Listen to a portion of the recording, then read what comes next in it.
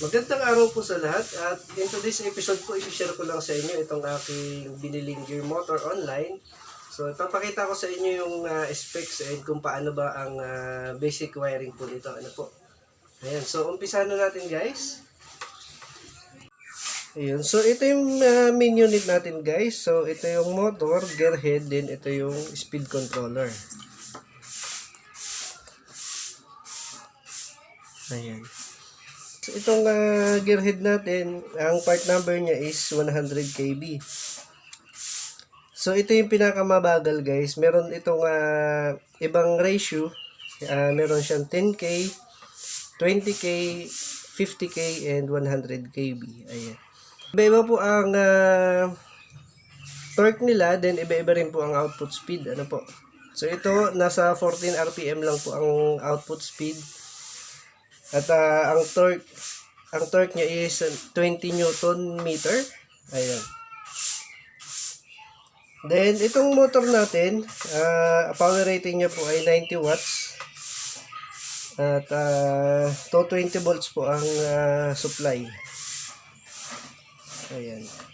And then guys, ito naman po yung speed controller. Ano po? So kasama siya lagi nito guys. Yung diagram po sa gilid niya, ayan, itong controller, ito po yung connection niya papunta po dito sa motor.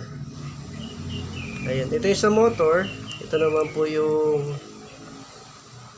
po yung sa speed controller. Ayan, nakapin.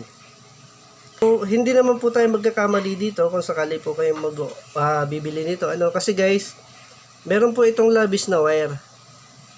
So, 6 wires po tayo dito. Ayan, din sa kabila, 5 wires lang po ito. Ayan. So guys, ayan, titingnan nyo lang dito, yung yellow natin na galing sa speed control, wala po yung connection. So, i-match nyo lang po yung red tsaka red. Ayan. So, red nito, tsaka yung red nung kabila. Ayan. Ayan. Pagtatapatin lamang po yan, din okay na po yan. And then, sa likod, so meron tayo guys na clockwise and counterclockwise. So, depende na po sa inyo kung paano yung rotation na kailangan. So, ito, kung sakaling babaguhin nyo yung rotation, yung CCW and CW na yan, dyan nyo lang, itong terminal na to, yun lang ililipat nyo guys ha. Kasi yung common, dyan lang yan, fix yan. And then yung dalawang AC, ayan, dyan nyo naman po ikakabit ang sa power input. Ayan, yung plug. Okay. So parang ganito siya guys. Ayan. So, yung sa AC nyo, dun nyo ikakabit yung galing sa source nyo, sa power supply. Okay? Ayan. Then, yung FG na yan, sa grounding yan guys, grounding. Ayan. Then, sa harap, meron po tayong, ito yung on-off switch. Ayan.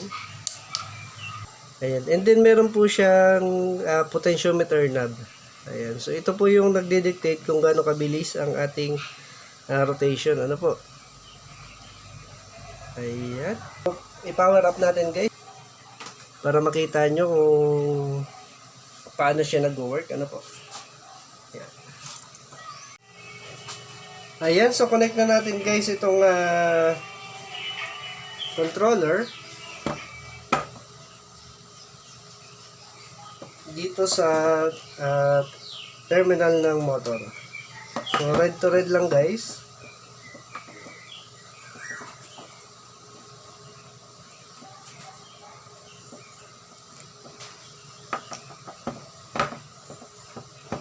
Ayan, red. Then yung yellow, walang katapat.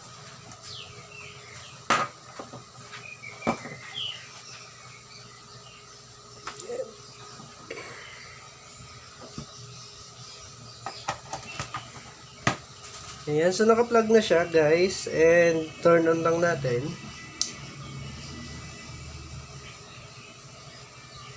Then, rotate natin yung knob. Ayan. Kung mapapansin nyo guys, gumalaw na siya. Ano?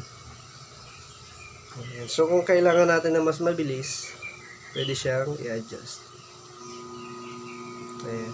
Yan na po yung top speed niya. 14 RPM lamang po yan. Ayan. So, mabagal. Yan lang kasi kailangan ko. Ano? Ayan. So, nagbabari pa rin siya.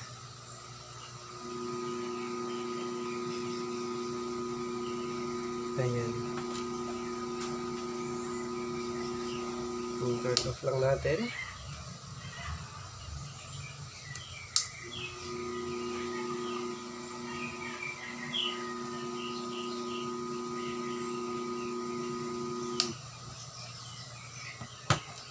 Ayan.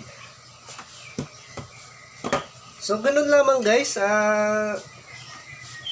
Madali lang siya i-set up. Then, yun nga, yung pinaka-importante kasi is yung speed adjustment. Ano po? So, yung kasi yung kailangan ko, speed adjustment. Ayan, so hanggang dito na lang guys. Sana po ay makatulong sa inyo itong ating short video na to regarding po dito sa motor natin. Ano po? And bago po tayo magtapos, gusto ko lang batiin ng happy birthday. Ayan, si Ma'am Bane sa Vargas Vlog. Ma'am Bane, ayan, pasensya na kasi yun, medyo busy tayo. Ayan, hindi ako nakagawa ng video para sa birthday greetings para sa iyo, ano.